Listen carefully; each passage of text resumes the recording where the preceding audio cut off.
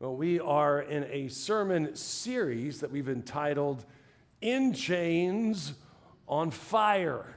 And we're following right along with our reading plan. So for those of you who have bookmarks or who are connected to our reading plan through the Church Center app, you know that for the last 3 or 4 weeks we've been in the letters of Paul in the New Testament. And not just letters that Paul wrote, but specifically letters that Paul wrote while he was imprisoned. And so there's something about this in chains reality of Paul's life in this time, but also there's something steady in his heart.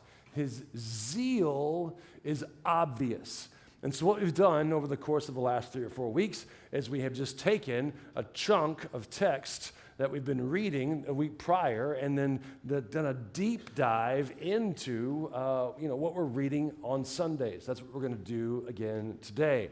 The overarching theme, I would even say like prompt or desire, is that we would ask God to build a holy fire in our life, that he would tend to our soul, that he would work within us a genuine warmth that we know is invigorating to us, but also a blessing to others. So this past week, it was on Monday we read Philemon, which is a 1-chapter book in the Bible or a 1-chapter letter. And then the rest of the week we looked at 2 Timothy. And so what I'd like to do is jump right into 2 Timothy today, beginning in chapter 3. And one, because it talks about like the last days, which I find interesting because depending upon what church you go to, or really what kind of conversations you get into, when you get into the last days, it can get entertaining pretty quickly, right? So what I find humorous about this is that this was written many years ago, right? At least, a couple thousand years ago. And yet, it has a way of being forecasting to a thing that is to come, and also something that's happening even right in this present moment. If you'll notice, the last phrase, Paul says, stay away from people like that. And so, even though he's talking about last days, even in this paragraph, in this letter, there's immediate counsel and encouragement to avoid what's written here. So I find that wonderful, really, is that there's a timelessness to what we're about to step into that was applicable then, and it's applicable now. He said, you should know this, Timothy, that in the last days there will be very difficult times. People will love only themselves and their money. They'll be boastful and proud, scoffing at God, disobedient to their parents, and ungrateful. They will consider nothing sacred. They'll be unloving and unforgiving. They will slander others, and they'll have no self-control. They'll be cruel. They'll hate what is good. They will betray their friends. They will be reckless. They'll be puffed up with pride and love pleasure rather than God. We're going to look at this one even harder in a second, but go ahead and let it sit in your pocket right now. They're going to act religious, but they'll reject the power that could make them godly. Stay away from people like that. Now, this is a very, we've already got plenty of reaction to the paragraph, even just reading through it. But man, maybe, just maybe, I know for me, I'll be honest, mine is that phrase, be reckless. There might be something right here on the screen right now that describes you, and you're like, me. You're like, oh no, I've been found out, right? I was just saying, it's really easy to look at that list and go, oh yeah, that happens all over the place outside of me. There might be something on the inside of me, right, that's actually listed right here. And so perhaps, if that's the case, like it's totally cool to say, God, yeah, man, I know that's in me. And I know you have like more for me than that. So I want to give that to you, right? But man, verse 5, they will act religious, but reject the power that could make them godly. So again, this is the New Living Translation. It is a really good, very readable, thought-for-thought translation. More word-for-word translations like the New American Standard Bible, they words it this way. They hold to a form of godliness, although they have denied its power. That makes me think of, the words of Jesus as they're recorded in Matthew chapter 23. Jesus is having this conversation with some guys that were called Sadducees. The Sadducees did not believe in the resurrection of the dead. And so they come to Jesus and they think they have this marvel of a riddle that they put in front of him, where there was a custom at the time that if you were married to a man and the man had a brother and your husband was deceased, then that you would then marry the brother to keep the name and as far as like children, the whole lineage, the generational thing. And so they were like, hey, Jesus, say a lady gets married to a guy and then he dies. And so she marries his brother and then he dies. And then, it's like 7, and then so who's she married to in heaven, right? Jesus goes on to say, marriage isn't a thing in heaven. Then he says this, your mistake is that you don't know the scriptures and you don't know the power of God. You don't know the scriptures and you don't know the power of God. That's Matthew chapter 22. In Matthew chapter 23, the very next chapter, Jesus also says this, woe to you scribes and Pharisees. You clean out the outside of the cup and the dish, but the inside are full of robbery and self-indulgence. You blind Pharisee, first clean the inside of the cup and the dish, so that the outside of it may be clean also. When we think about what we read in Timothy, right, this holding a form of godliness, although it has denied its power, it's exactly what Jesus is talking about when he mentions to the Pharisees when they are so attentive to the outside of a cup, but not taking a whole lot of time to clean the inside. Have you ever found yourself like, maybe you're digging through the cupboards and you see a cup that hasn't been used in a while. You look on the inside of it and you're like, ooh, there's just something in it. You're like, that definitely needs to be cleaned out before it's utilized again, right? So really this instruction here that Jesus has for the Pharisees, really for everyone, right, is to realize the importance of the inside of the cup. My first huge, big, honking point today has been let's be intentional and let's be diligent with the inside of our cup. Like remember that you are a clay vessel designed to carry the immeasurable treasure of God's presence and power. This is how Paul says it to the church in Corinthians. It says, God, who said, let there be light in darkness. God has made the light shine in our hearts so that we could know the glory of God that is seen in the face of Jesus Christ. We now have this light shining in our hearts, but we ourselves are like fragile clay jars containing this great treasure. This makes it clear that our great power is from God and not from ourselves. So as we take a moment and consider what it would look like to be intentional and be diligent from the inside of our cup, I have a couple questions for you. What have you got? Oh, okay. Yeah, that's totally good. Come on up. Yeah. It's perfect timing.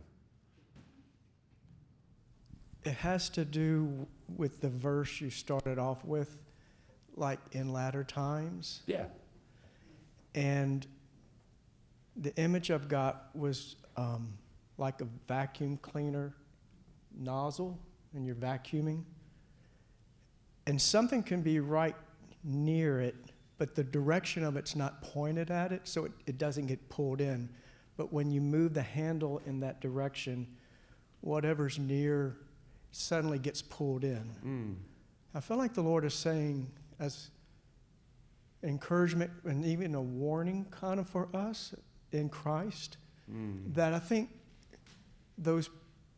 all those things you listed, reckless and all of that, including the religious and denying the power, I think people who aren't really meaning to be like that can, if you hang around that, can get pulled in without you knowing it, and then eventually, because it said, stay away from that because you don't heed that, you get sucked in, and now you're kind of in that, and if you don't catch it and pull, and where was that about be intentional? Yeah. Like if you don't obey that, Right. to pull yourself out or seek the Lord to help me, then all of a sudden you're in that group. And I think the Lord is saying, you don't have to choose to go be in it. If you end up in it, it's the same as if you want it to be in it. It's where you land, I think, is what he's giving. It's a great illustration, and thank you for sharing it. Because and what's awesome is how it so lines up with the exact next step in the message, right? I mean, for real, so, because what he's saying is there's a pull and a power to selfishness. There's a pull and a power to recklessness. There's a pull and a power to all of these things, right? And if we aren't mindful and intentional, right, with our time, with where we stand, but as we were saying, with our cup, we might find ourselves sucked into that energy or that way of life or that way of thinking, right? And so, looking at this be intentional, this be diligent with the inside of our cup, the first question that I want to ask is, and I would encourage you to write these down, what is your default position? So when I think of a cup, right, if you're going to leave a cup, particularly on an open shelf, like a shelf that's just out in the open in your kitchen, how would you place a cup on an open shelf in your kitchen? For me, exactly. Default position, right? I don't want to be in a position where I might have dust particles or whatever, right? My default position is down to protect the inside of the cup, right? We read it in Proverbs famously. Guard your heart above all else, for it determines the course of your life. Now, again, I don't want to say in such a way to where you're distant or cold, just wise and discerning, right? I'm going to have a default position when it comes to my heart and my mind that not just anything can get in there, right? Guard your heart above all else, for it determines the course of your life. When we open the aperture, expand, and go verses 20 through 27, it really is just a beautiful, beautiful moment in Scripture. It says, my child, pay attention to what I say. Listen carefully to my words. Don't lose sight of them. Man, let them penetrate deep into your heart, for they bring life to those who find them and healing to their whole body, right? Guard your heart above all else. It determines the course of your life. Avoid all perverse talk. Stay away from corrupt speech. Look straight ahead. Fix your eyes on what lies before you. Mark out a straight path for your feet and stay on the safe path. Don't get sidetracked. Keep your feet from following evil, right? What is your default position? Next question. What are you consistently pouring in? Right? What's in the cup? What just kind of goes in here all the time? What do you read often, right? If you were to hop on your, whether you have an Android or whether you have an iPhone, if you were to hop onto your screen time, what apps got the most hours this week? And again, depending upon your algorithm, that could be a good thing. If you're on Instagram for 600 hours or TikTok for 442, maybe it's nothing but sermon bites. You know what I'm saying, right? But Again, great journaling question. You get to go figure this answer out. What's consistently going in the cup? Right? If I have just the right amount of honey in here and, an awesome bag of cinnamon stick tea, which I love to put in this cup all the time, and then, piping hot boiling water, let it sit for 10 minutes, that's an epic day for me. No ketchup, please, right? No like Chipotle mayo in here. Like let's I don't want things that don't belong in here in here. What's consistently going, getting poured in? Shameless plug for our reading plan, right? That QR code right there will get you to when not only do we have a reading plan that we're in right now, and for the rest of the year, we're going to not only be in it during the week, we're going to be in it here on Sunday, just like we are today. We text it to you through our Church Center app, along with a prayer prompt. It's a very personal way for us to have daily connection, Monday through Friday, and it usually goes out around 6 a.m. or so. You'll definitely have it in your, so if you haven't downloaded it yet, or if you want this digital version, man, I invite you. We do this because we care about what goes in the heart, right? And so join us in that as we step into May. And then finally, man, who has access? Who has access to the inside of your cup? And this will lead us right into point number 2. The second big honking thing that I want to put in your pocket and give you a chance to take home today. Again, right? They will act religious. They will reject the power that could make them godly. And then here is Paul saying to Timothy, stay away from people like that. One thing I love about this letter, and really Paul and Timothy's relationship altogether, is that we could go and we have kind of dug into some of the sentences, right? The original Greek. We do that a lot. But if you actually, today I want us to back way up and just look at the concept of the letter for a second. Here is Paul, who has this deep relationship with Timothy and who is owning delightfully his mentorship space in Timothy's life. What we see in this letter are two guys, two brothers, two siblings in Jesus who are tethered together for a life of encouragement and well-being, right? So again, going back to our question, man, who has access? Like Paul has access to Timothy's life. Timothy has access to Paul's life. And then when you have that kind of access, man, some really beautiful things begin to happen. This is how the letter opens. Just listen to Paul's heart as he pours into Timothy. And I thank God for you. The God that I serve with a clear conscience, just as my ancestors did. Night and day, I constantly remember you in my prayers. I long to see you again, for I remember your tears as we parted. And I'll be filled with joy when we are together again. I remember your genuine faith, for you shared that faith, first with your grandmother Lois and your mother Eunice. I know the same faith that continues strong in you. This is why I remind you to fan into flame the spiritual gift that God gave you when I laid my hands on you.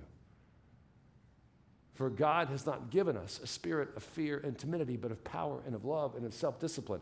Man, you can just take a few words out of that just to trim it down so we see just this lavishing of encouragement. I thank God for you.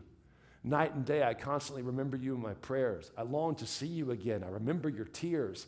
I will be filled with joy when we're together again. I remember your genuine faith. I know that same faith continues strong in you. I'm going to remind you to fan into flames the spiritual gift God that gave you, right? God has not given us this. Did you see this?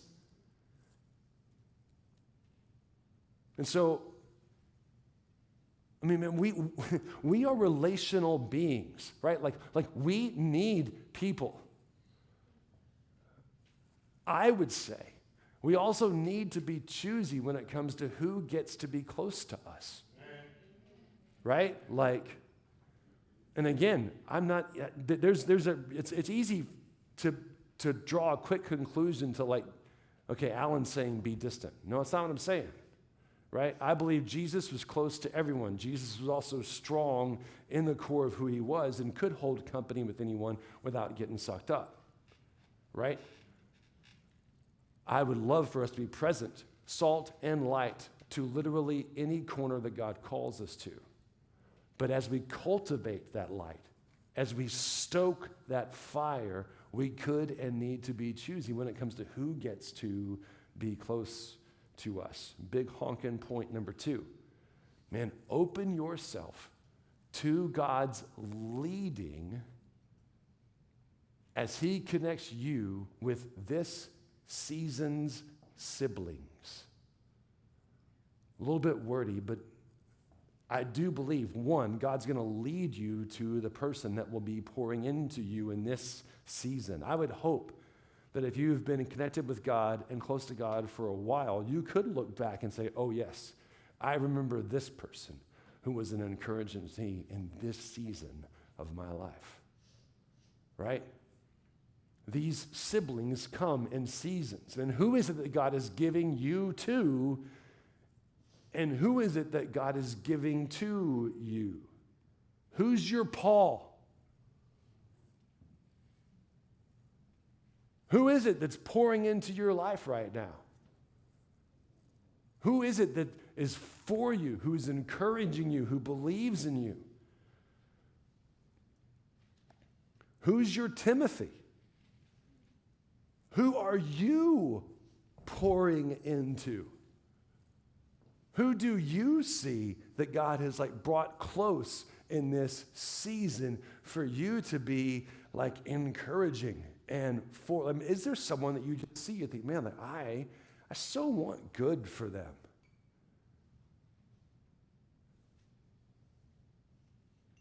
And then I'm not going to make any assumptions. Who's your daddy?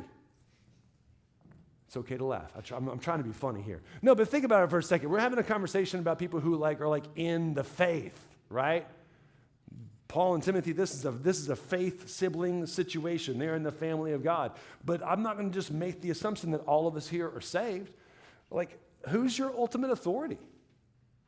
Let's back one up and go, okay, like just like Eva said earlier, don't leave here today without like getting that settled in your soul.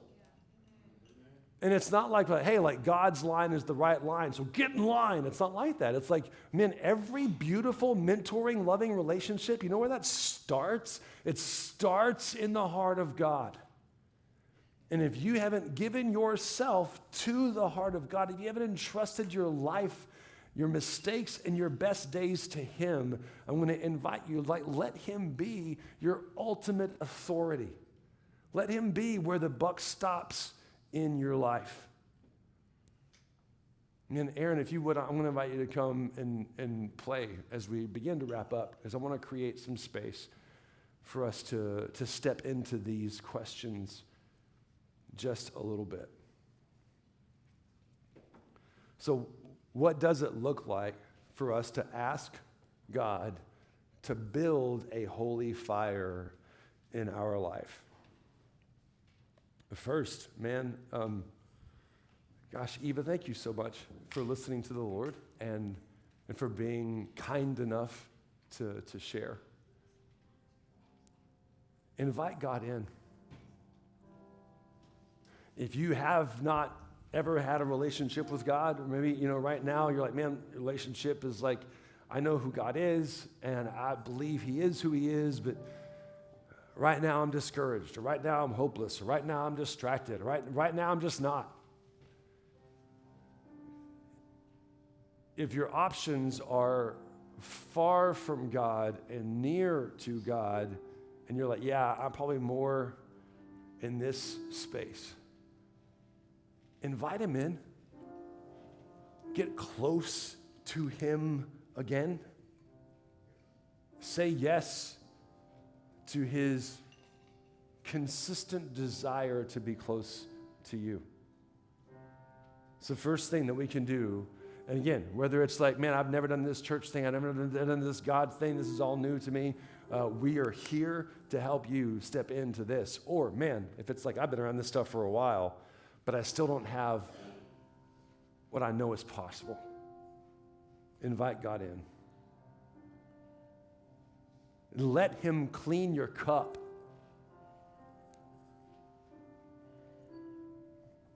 You know, it's like there's a way of working on the inside that God is an absolute expert at. And maybe you have tried to get something like, you know, like with your fingernail, you're down there, you're just trying to scratch something and it won't come out. I had this picture this morning of us going, yeah, man, that needs the master's touch. And just, he's there working on dishes, working on hearts.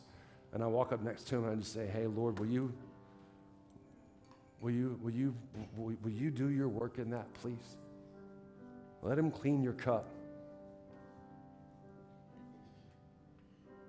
And then if there's something within you that really felt drawn to this idea of who's your Paul, who's your Timothy, I have a wonderful prayer that I came across recently that I want to share with you. Or even if you're like looking, man, like what's God's plan for my life? What's God's will for my life? I love this prayer. Put this prayer consistently before the Lord. Lord, would you lead me to spiritual mothers and fathers?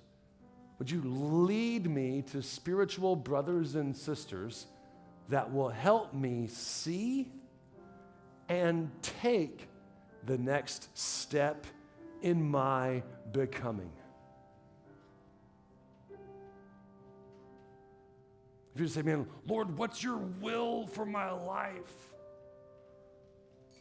It's really hard to go, oh, that's what he said.